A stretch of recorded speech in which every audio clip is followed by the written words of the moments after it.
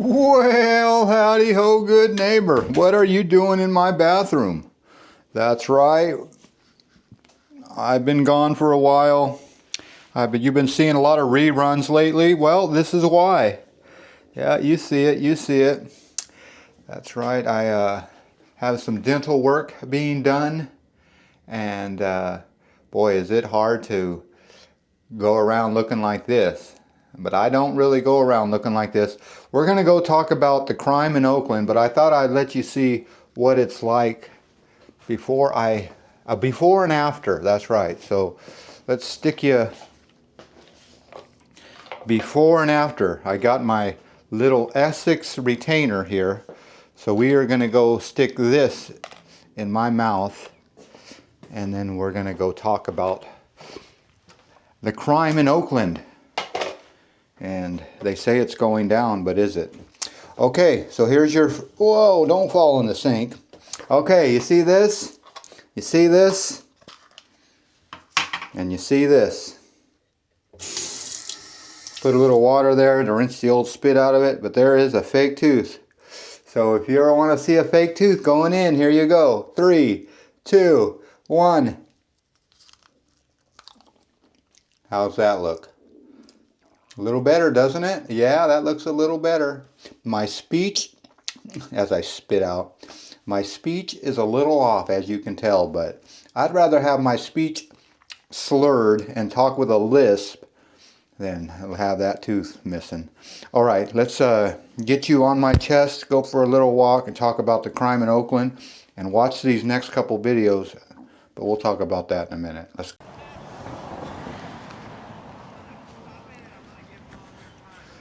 Well, howdy ho, good neighbor. You met me at the park, did you? You want to go through the park and talk about the crime in Oakland? Well, let's talk about how the city officials are saying that the crime is going down. Let's listen to the coach. So,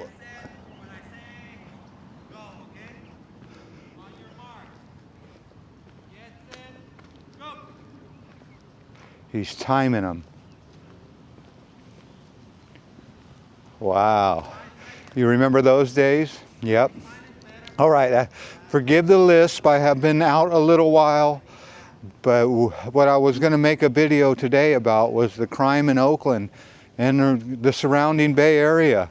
They say it's going down, but they're just saying that. I don't believe it is going down, because don't believe your lying eyes. You've heard that before. Don't believe your lying eyes. Well, I see it with my own.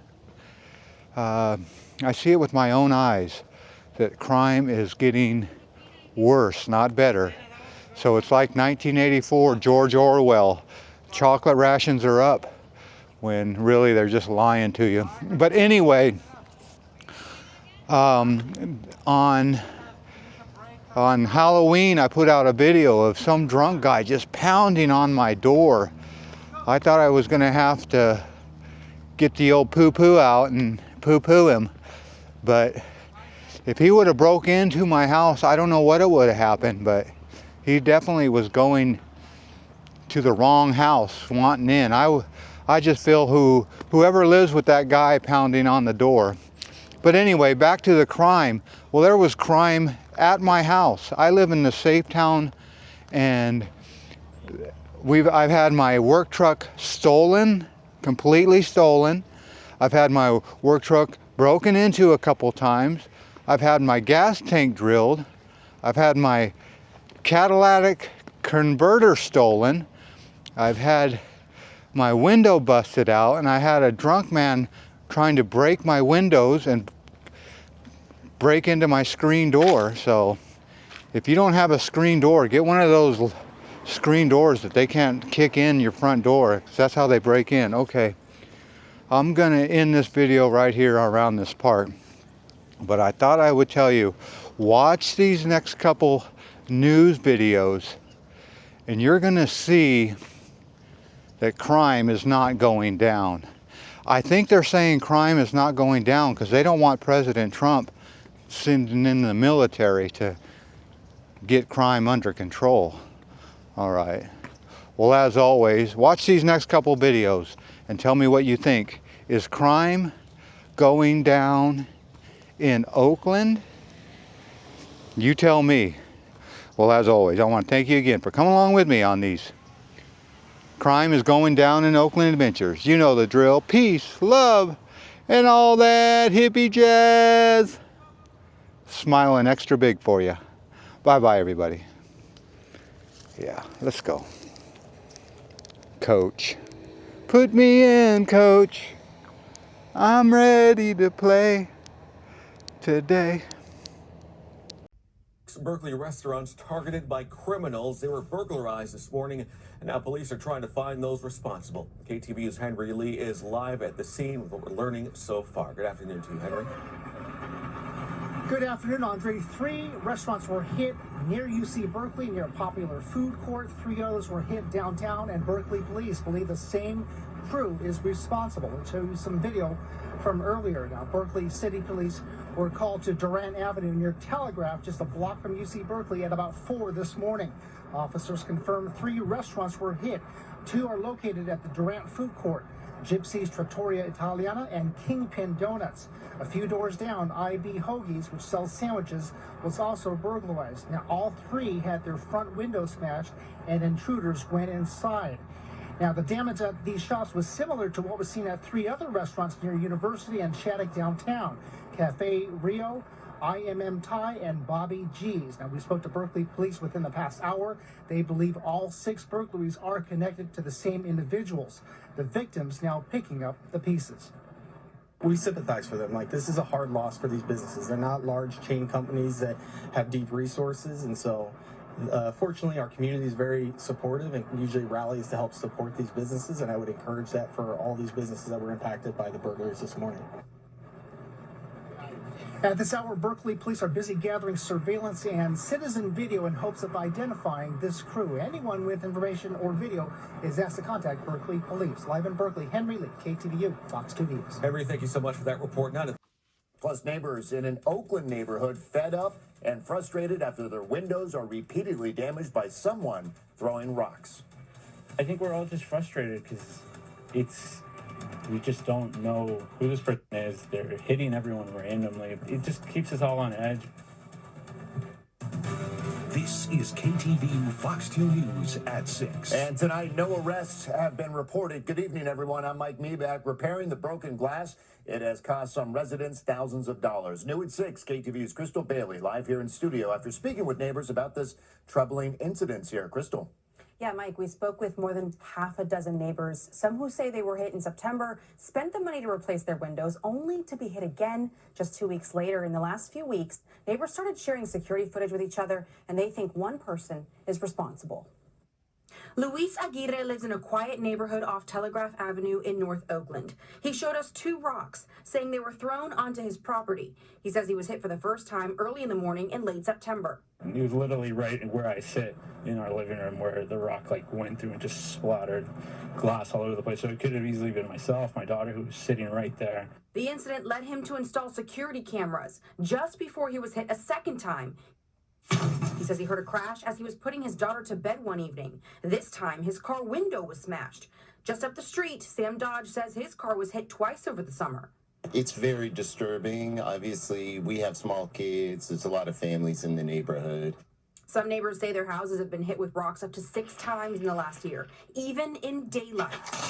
Like this home, which still has its windows boarded up, whose owner says it was most recently hit on Wednesday just before 6 a.m. with a rock the size of a large melon. The woman who owns this duplex says that she's already spent about $6,000 in repeated window repairs, and she says she plans to spend another $3,000 on metal iron gates on the windows here on the ground floor. And she says she's not the only one. On our end alone, we've, I think, spent at least with the cameras, installation, everything, at least almost $2,000. Just one street over, one neighbor tells us their window was smashed with a big rock twice this month after nearly hitting the person sleeping inside. Luis helped make and put up flyers around the neighborhood, keeping an eye out for the rock thrower. They say it's the same person. It just looks like the same individual just hitting houses randomly, and no real reason, not trying to steal anything. It does seem like it's one person and they're obviously, in crisis. And I'm just hoping that together we can get the help that this person needs. The neighborhood banding together to put an end to the vandalism. We want to keep people safe. We want this resolved as soon as possible, just so that everyone has a little bit of peace of mind again.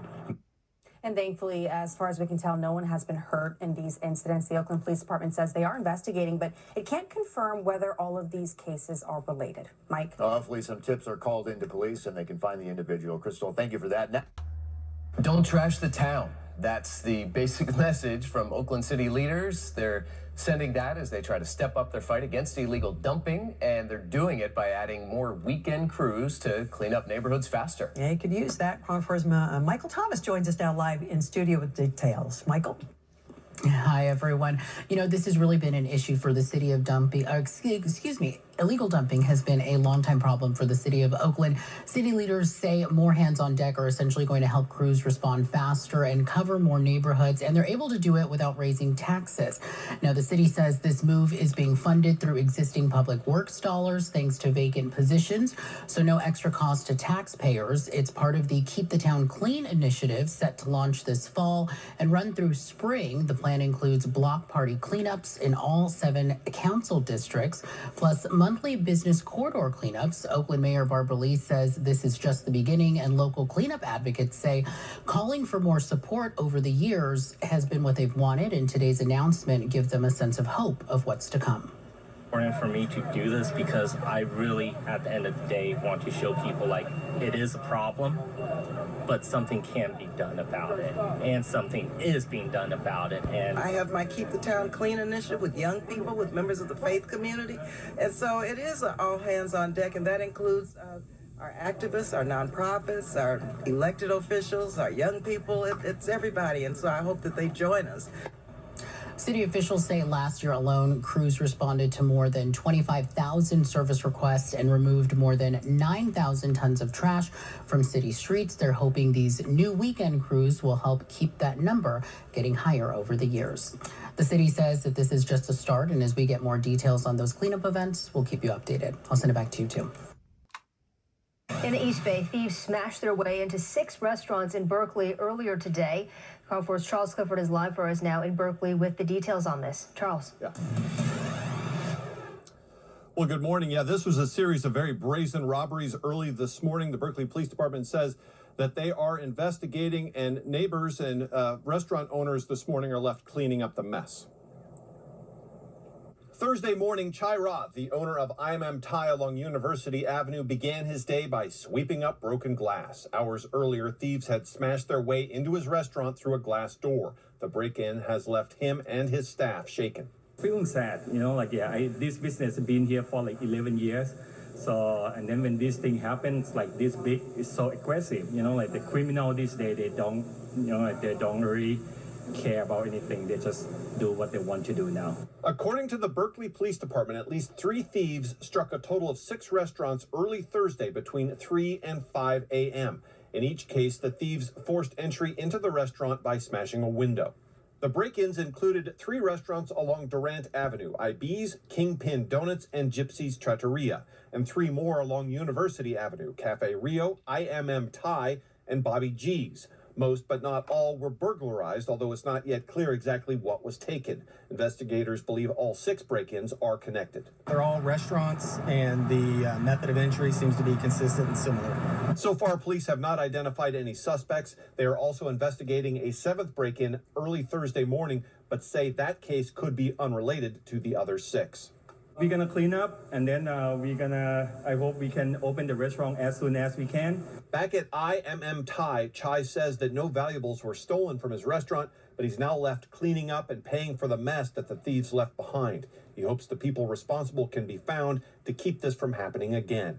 When this thing happened, it's kind of scared all the neighborhood, that. We are in Berkeley, a lot of students, walking around, and then it's when this thing happened, so it's just it's scary. All right, back live now. Anyone with information, especially anyone who might have surveillance video showing these thieves early this morning, is asked to contact the Berkeley Police Department. But for now, in the East Bay, Charles Clifford, Cron 4 News. Charles, thank you so much. On KTVU Fox 2. Now at 10, dozens of guns stolen from an East Bay store. Tonight, the owner's fears about what might happen next. Those weapons that we had to sell to law-abiding citizens are going to get out into community where hopefully they're not used against peaceful people.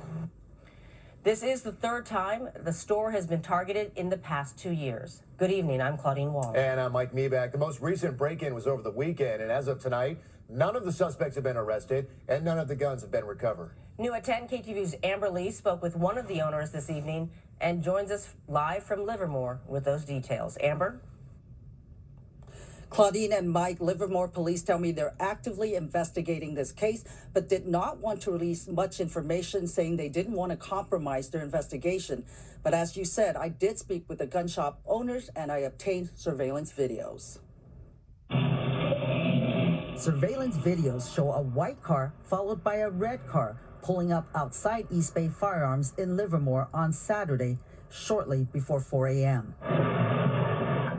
The suspects rammed the red car into the front glass doors to get inside the store.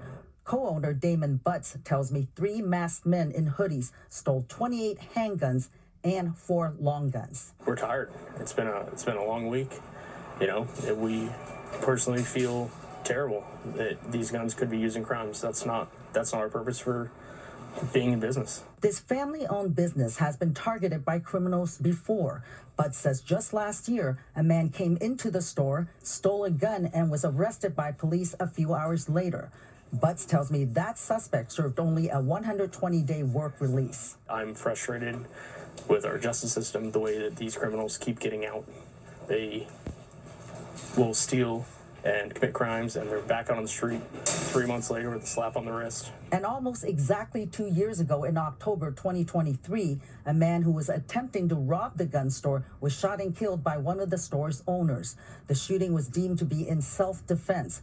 There were customers inside the business at the time. The most important thing what happened 2 years ago is that I went home that night and all my customers went home that night. Bud says it appears this time the thieves were well prepared and that they chose a car that fit between the bollards that are in front of his store. We're in continuous levels of improvement of our security, and we're going to invest tens of thousands of more dollars into our security systems to make sure this doesn't happen again. The owners have no plans to relocate. It's a terrible situation. Like I said, all we can do is learn, and we're going to continue to be here for the community and our customers and make sure that they can protect themselves over situations just like this. The owners tell me the 2 cars used in the burglary are stolen. They say both the police and ATF are investigating this case. They're asking anyone with information to contact law enforcement. The owners estimate their loss to be at about $40,000. First, it was crown jewels at the Louvre. Now a major museum theft right here in the Bay Area.